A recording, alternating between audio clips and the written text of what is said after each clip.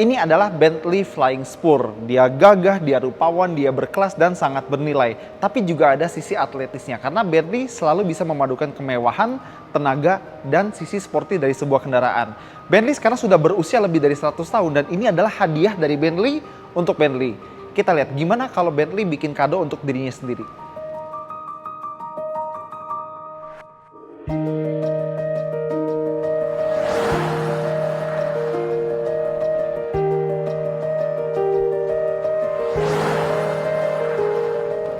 Buat yang kenal Bentley dari lama, mungkin taunya ini adalah Bentley Continental Flying Spur. Tapi setelah berusia lebih dari 100 tahun, Bentley ngerasa nama Continental itu lebih cocok buat coupe sama convertible-nya. Mereka udah meredesain mobil ini luar dalam dan berusaha memberikan apa aja yang bisa diberikan ke mobil ini. Tenaga, kemewahan, teknologi dalam satu paket sebuah sedan 4 pintu yang sangat mewah. Dari muka kita bisa kenal dia Bentley banget, terutama dari 4 lampu di bagian depannya. LED, oke udah biasa, semua merek sekarang bisa bikin lampu LED. Tapi yang membedakan adalah attention to detail dan hiasan-hiasannya. Ini yang membedakan antara Bentley, Rolls-Royce, dan merek-merek kelas wahid lainnya daripada merek-merek mobil pada umumnya. Kita lihat hiasan seperti apa yang diberikan Bentley kepada mobil ini. Lampunya tuh seolah-olah punya desain seperti chandelier di lobi-lobi hotel bintang 5 atau mungkin di gelas-gelas kristal yang biasa ada di perjamuan makan malam orang-orang seperti sultan, raja, pemimpin, dan lain-lain seperti itu ya. Di bagian bawah sini kelihatan seperti lampu kabut, tapi ini adalah sensor buat fitur keselamatan aktifnya. Dan di radiator grill ini ada kamera, tapi ini bukan kamera 360 derajat. Ini adalah kamera night vision yang akan memproyeksikan gambar di bagian depan ke instrumen pengemudi kalau malam-malam. Jadi kan kalau malam kan susah ngelihat ya. Jadi dia bisa detek kalau misalnya ada orang, binatang, biar berkendara malam itu lebih aman dan lebih tenang karena teknologi night vision ini. Tapi kalau makhluk halus kita nggak tahu ya. Di bagian depan ada grill yang kotak banget, Bentley banget. Tapi kalau misalnya di Rolls-Royce, bagian ini tuh metal atau logam, ini plastik. Nah, lanjut ke atas kita lihat ada garis chrome di kap mesinnya yang benar-benar menghias kap mesinnya dan memberikan kesan kalau ada mesin yang bertenaga di kap mesin yang panjang ini. Ini sederhana tapi kesannya tuh mewah gitu. Dan 100 tahun lebih Bentley ada, mereka akhirnya mendesain logo mereka, The Flying Bee mereka. Ini sekarang kayak patung ya atau arca gitu. Dan dia bisa naik dan turun. Jadi bisa dari dalam, ada menu di layarnya nanti kita kasih lihat. Atau bisa juga pakai tablet bawaan mobil ini. Atau mungkin tablet kecil ya. Kita bisa turunin. Kalau misalnya pengen mobil sedikit lebih aerodinamis atau pengen sedikit lebih bersahaja, biarpun mobil ini nggak ada bersahajanya sama sekali, megah dan gagah banget gitu ya. Dan kita bisa naikin sesuai keinginan kita. Dan di bagian sayap ini ada kristal yang bisa nyala karena ada lampu LED di dalamnya. Mobil ini kelihatan gede dan mewah dari segala sisi, tapi kalau cuma sekedar mewah doang mungkin nggak cuma Bentley yang bisa melakukannya. Kita misalnya lihat Rolls-Royce gitu, dia gede, mewah, dan nggak banyak tarikan garis yang tegas-tegas. Semuanya soft gitu. Kayak kita ngelihat model atau musisi wanita gitu. Nah, kalau Bentley dia berusaha menginjek atau menyuntikkan sedikit kesan atau karakter atletis dan sporty ke dalam sebuah mobil yang besar, mewah, dan elegan, dan sukses. Jadi, lihat nih, tarikan garis bahu di sebelah sini benar-benar tegas di fender depan sama fender belakang. Kurang lebih kayak kita ngelihat Lionel Messi atau Cristiano Ronaldo lagi pakai kemeja tapi otot-ototnya masih kelihatan. Itulah Bentley ini. Dan di sini ada aksen yang kayak ventilasi dengan ornamen membentuk flying bee, tapi sayangnya ini palsu ya. Dan buat kalian yang jeli, di bawah sini ada tulisan hybrid. Yah, tebakan kalian bener. Flying Spur ini adalah sebuah mobil hybrid. Jadi kita bisa pesan mobil ini dengan 3 pilihan mesin. 6000 cc W12 Twin Turbo, V8 4000 cc Twin Turbo, atau 2900 cc V6 Turbo dengan teknologi plug-in hybrid. Seperti yang bisa kita harapkan dari mobil mewah kelas wahid seperti Bentley Flying Spur ini, pintunya kalau dibuka itu bener-bener berat. Bener-bener ngasih kesan kualitas dan kelas mobil ini berada di mana gitu. Tapi kalau misalnya beberapa mobil yang ultra mewah dan kelas wahid lain seperti misalnya Rolls-Royce Ghost atau Phantom, dia bisa menutup pintunya secara otomatis pakai tombol di dalam kabin. Ini sayangnya belum bisa, tapi dia sudah punya fitur wajib yang wajib dimiliki sebuah mobil kelas atas, yakni pintu dengan soft close di bagian depan dan di bagian belakang. Dan kalau kita buka pintu depan atau belakang, ada logo Flying Bee yang menyapa kita di lantai. Yang lagi kita bahas ini adalah Bentley Flying Spur dengan trim atau pilihan Azure. Makanya dia pakai pelek 22 inci. Pelek 22 inci itu biasanya ranahnya SUV, tapi di sedan gede ini kelihatan pas. Dan pelek ini khusus di mobil yang ini aja. Buat tahun 2023 nggak ada pilihan pelek ini, tapi tahun depan akan balik dengan desain yang berbeda. Dan mobil ini sebenarnya sangat-sangat berat dengan mesin, kemewahan dan segala macamnya. Mobil ini beratnya bisa mencapai 2,4 ton. Makanya di balik pelek ini ada rem yang sangat besar, dan rem cakram steel brake ini, piringan cakramnya adalah salah satu piringan cakram terbesar yang pernah dipasang ke sebuah kendaraan, khususnya mobil seperti itu ya. Masih soal remnya, ternyata selain piringan yang gede, kekuatannya luar biasa. Di depan dia pakai kaliper 10 piston, 10. Dan di belakang 4 piston. Biasanya 4 piston kalau buat rem depan mobil itu udah lebih dari cukup. Ini di rem belakang.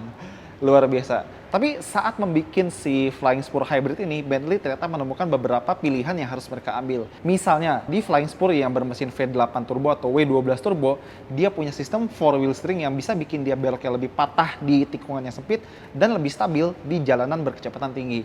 Nah, di sini karena ruangannya terbatas, harus ada baterai yang lumayan gede ukurannya, sistem itu terpaksa dihilangkan. Bahkan dia juga tidak punya electronic anti-roll stabilization di suspensinya. Jadi ya sedikit kompromi demi teknologi plug-in hybrid di Bentley Flying Spur ini. Lanjut ke belakang, bener-bener gak percaya kalau ternyata ada brand yang bisa menyatukan kemewahan, keeleganan dengan bumbu atletis dan sporty, tapi masih terlihat di mana kelasnya atau kastanya itu berada seperti Bentley ini. Bahkan detail lampu belakang kelihatan kalau ornamen kristalnya itu membentuk kayak huruf B. B untuk Bentley. Dan ngomong-ngomong Bentley, di sini di bagian belakang cuma tertulis Bentley dengan logo Flying Bee. Tidak perlu kasih nama Flying Spur di mana seperti itu, karena orang cukup tahu ini Bentley. Titik. Seberharga itulah merek Bentley ini. Pokoknya kalau pintunya 4 sedan pasti Flying Spur. Cukup tahu seperti itu aja. Dan sedikit fun fact tentang logo Bentley, The Flying Bee, jumlah bulu di sayap kiri sama sayap kanan itu beda. Jadi kalau di sebelah kiri itu ada 10 bulu, di sayap kanan ada 11 bulu. Ini kalau kita runut ke sejarah Bentley itu biar, kalau dulu kan Bentley cuma jualan coach builder ya. Dan banyak banget orang yang nempelin logo Bentley zaman dulu biar harganya tuh naik. Nah, biar mencegah praktek copycat ini, Bentley bikin logonya nggak simetris untuk sayapnya. Biar kalau misalnya ketahuan logo simetris itu Bentley palsu. Nah, kalau nggak simetris kayak begini baru Bentley asli. Kayaknya sekarang nggak ada Bentley palsu deh. Dan kita turun ke bawah, 4 knalpot asli. Karena ini adalah sebuah mobil plug-in hybrid, dia punya 2 tutupan di kanan sama kirinya. Di sebelah kanan itu buat bensin, nah sebelah kiri ini buat ngecas mobilnya. Tapi sebelum itu kita lihat dulu kuncinya kayak gimana. Klasik Bentley dan ini lumayan berat. Beda ya. Nah, kita buka. Jadi kalau baterainya penuh, kita bisa jalan dengan tenaga listrik aja sekitar 42 km. Itu udah jauh lebih dari cukup buat sekedar dari rumah ke kantor atau ke tempat meeting atau ke mall atau ngantar anak sekolah, itu udah lebih dari cukup. Nah, kalau ngecasnya dia cuma bisa ngecas AC, bukan kayak mobil listrik beneran yang bisa fast charging atau DC charging gitu ya. Dan kalau ngecas, misal ke stop kontak di tembok rumah gitu ya, dia butuh waktu sekitar 2,5 jam dari kosong sampai penuh. Pakai wallbox juga bisa.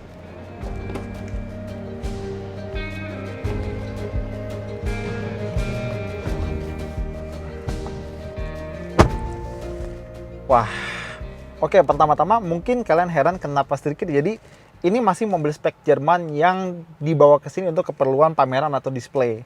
Ya nanti mobil ini balik sih, dan gila, ini benar-benar cantik banget ya. Pertama kita bahas trimnya dulu.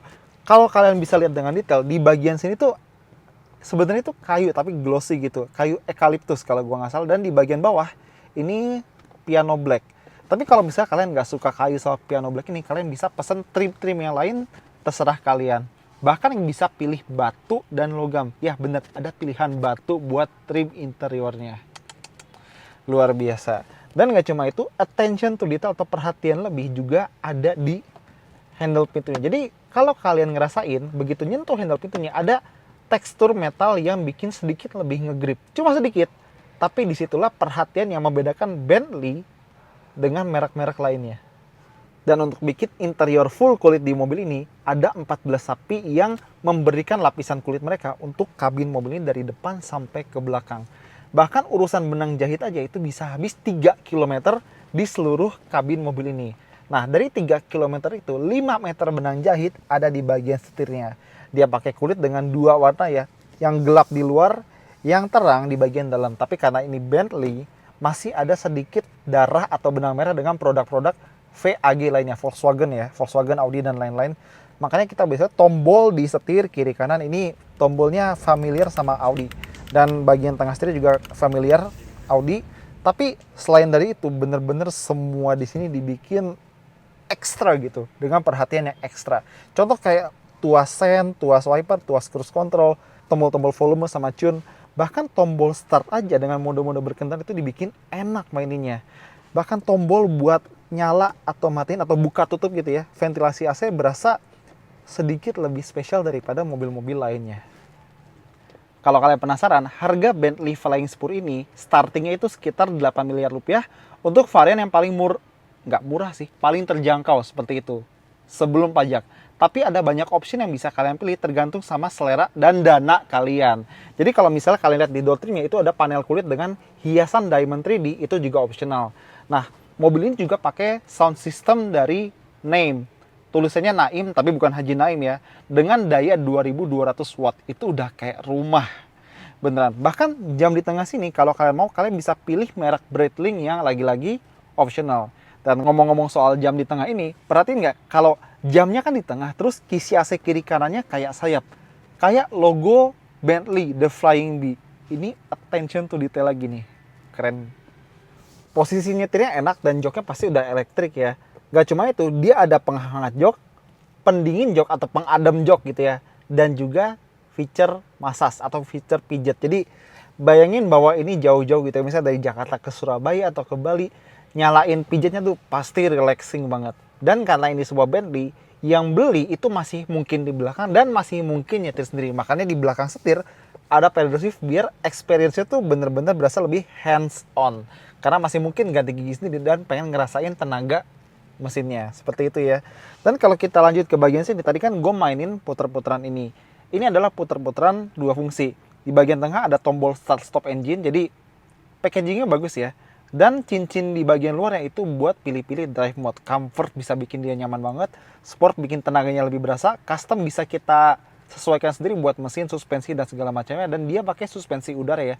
Dan ada mode B untuk Bentley yang direkomendasikan oleh Bentley yang akan memberikan kenyamanan yang pas, tenaga yang kerasa, dan pengalaman yang lebih Bentley. Makanya namanya mode Bentley. Terus lanjut ke bagian depan sini, di sini kan ada tombol atau puter-puteran gitu ya. Ini buat AC, tapi gue rasa Bentley melakukan hal yang pernah gue temukan di Audi TT RS gitu ya. Mereka mengintegrasikan fungsi-fungsi ke dalam satu tombol. Jadi gini, kalau standarnya puter-puteran ini cuma buat temperatur, mau lebih dingin atau lebih hangat. Tapi kalau kita tekan tombol yang ada gambar kipasnya, tadinya buat temperatur itu jadi buat ngatur berapa kecepatan blowernya. Jadi bisa lebih rapi sekaligus mengurangi jumlah tombol tanpa harus memasukkan menu AC ke touchscreen kayak Mercy gitu kan. Kenapa harus semuanya ke touchscreen gitu loh? Nggak enak, enakan tombol, beneran. Mainin kayak gini.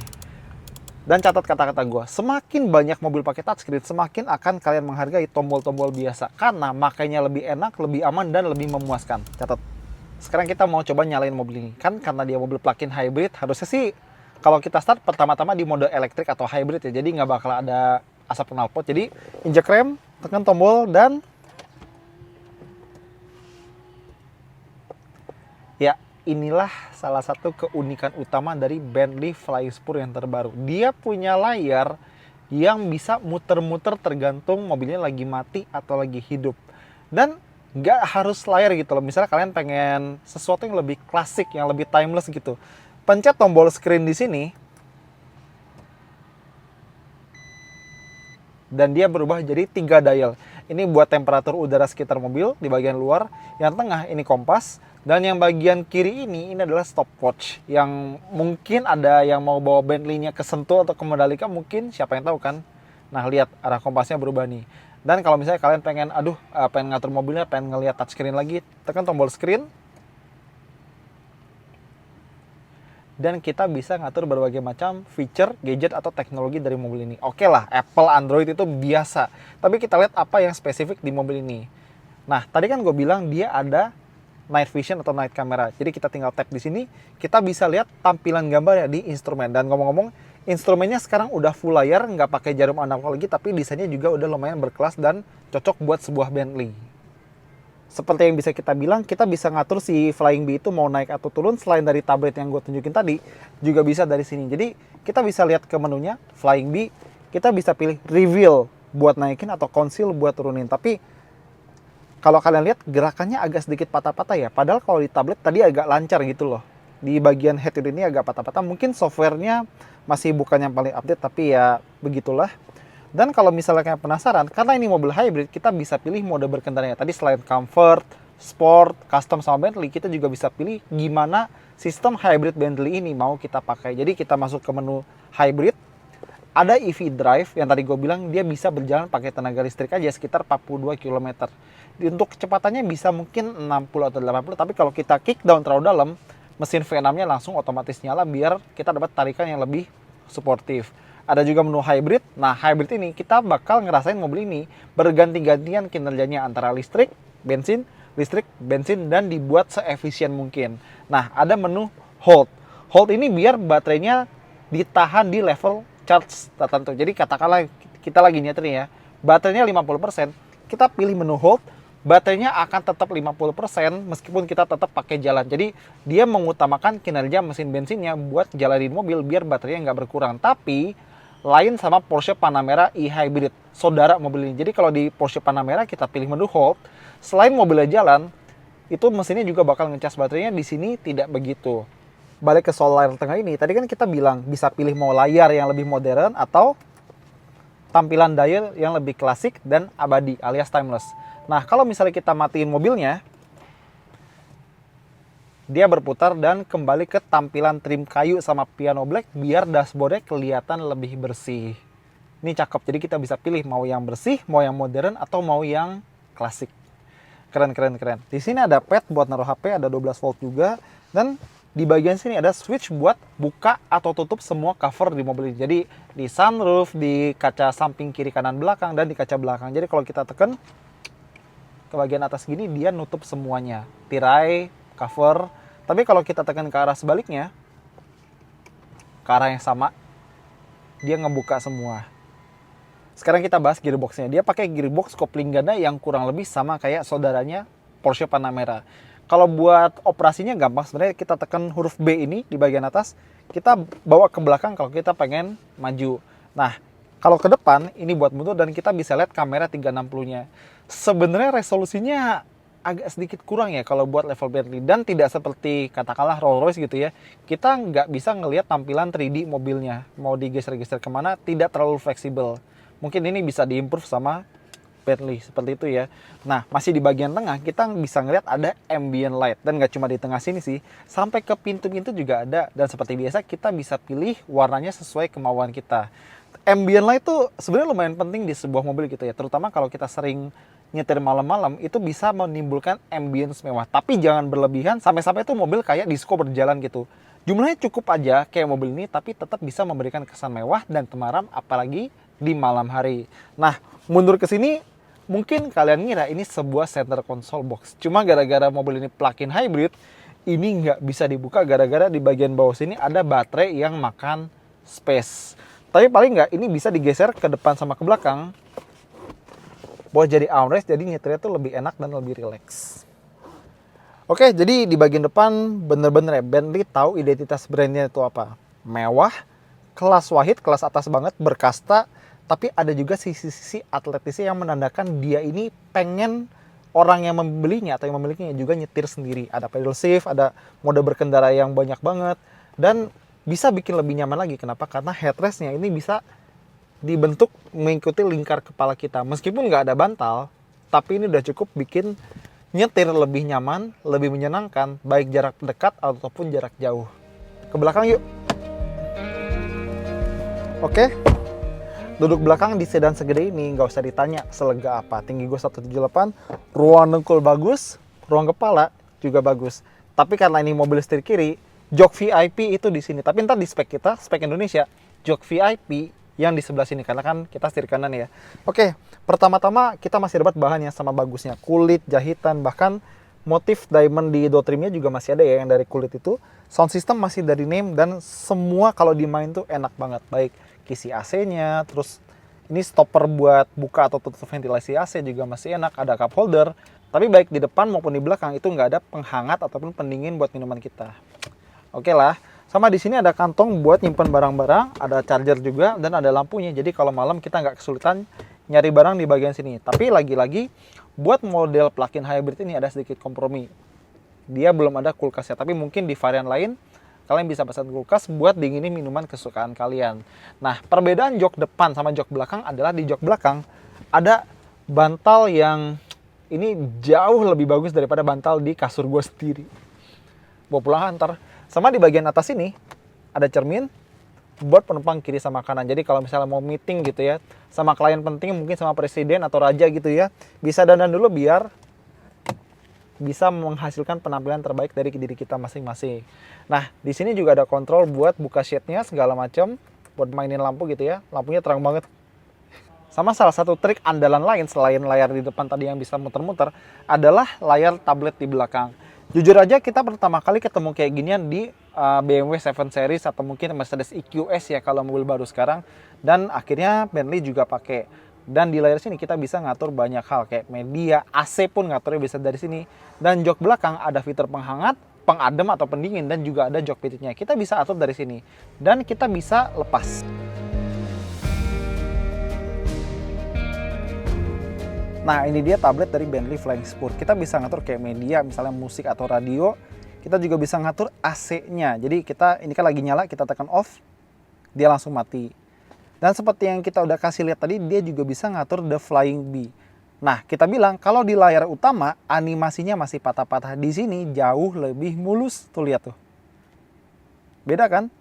Berarti software tablet ini lebih canggih daripada software layar utamanya. Nah, kita juga bisa lihat settingan mobil. Kita bahkan bisa tahu seberapa cepat kita jalan sekarang. Benar-benar ya, kita juga bisa ngatur kayak tirai-tirai atau blind dari sini. Atau, nih lihat, menunya ada open all, kita bisa buka semua. Dan bisa juga close all kalau kita pengen tutup semua jendela atau tirai.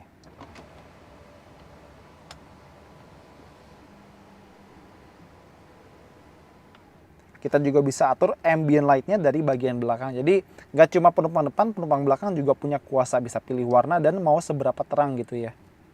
Dan nggak cuma itu. Tadi kan gue bilang orang yang beli Bentley mungkin duduk di belakang, tapi mungkin juga nyetir sendiri karena mobilnya emang enak buat dikendarain. Nah, kalau misalnya dia pengen disupirin di jok VIP dan pengen legroom lebih, kita bisa atur pakai menu seat gini kan.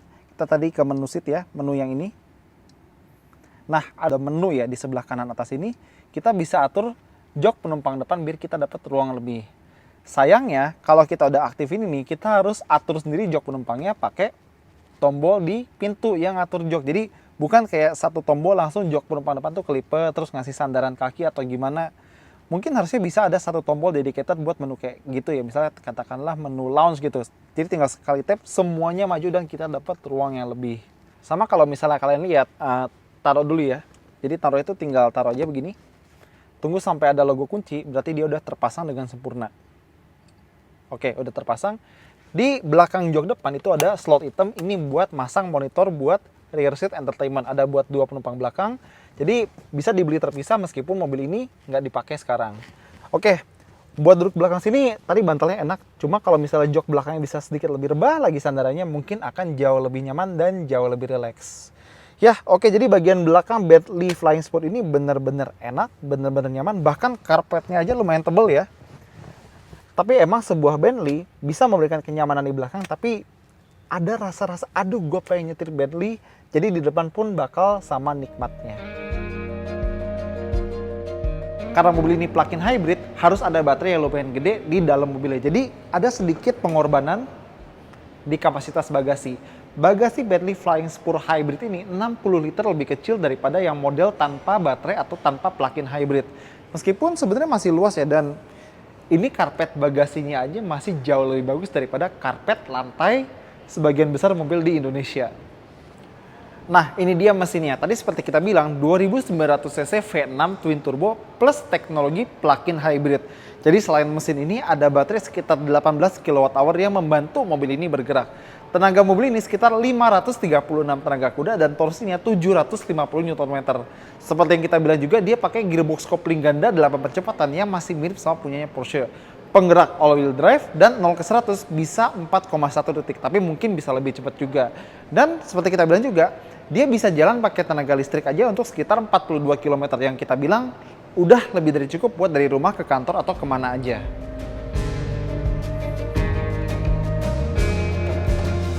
Oke, jadi gimana Bentley Flying Spur ini? Seperti yang bisa kita harapkan, dia adalah sebuah mobil untuk gentleman kelas atas yang ingin kepribadian gandanya tersalurkan dengan baik. Kadang pengen disetirin, kadang juga pengen nyetir sendiri. Kita bisa lihat gitu ya, kenyamanan sama kemewahan di belakangnya itu masih ada dan masih difasilitasi dengan baik. Tapi kita bisa lihat dari mobil ini, kalau dia tuh condong-condong ada aura driver's car-nya. Mulai dari penampilannya yang agak keker, terutama dari garis bahunya, tapi tetap kelihatan mewah. Dan di bagian drivernya itu kita masih bisa ngelihat hint atau petunjuk betapa dia itu pengen dikemudikan oleh empunya. Ada pedal shift, ada mode sport, terus tactile di bagian depannya juga masih enak gitu. Oke lah, seperti kita bilang, kenyamanan di bagian belakangnya memang cukup, tapi aura driver's car tetap mencuat dengan kuat di Bentley Flying Spur ini. Dan kalau kita nyetir mobil ini sendiri, belum tentu disangka supir. Oke, itu aja dari Auto Remax. Thank you udah nonton. Jangan lupa jempol, komentar, dan subscribe.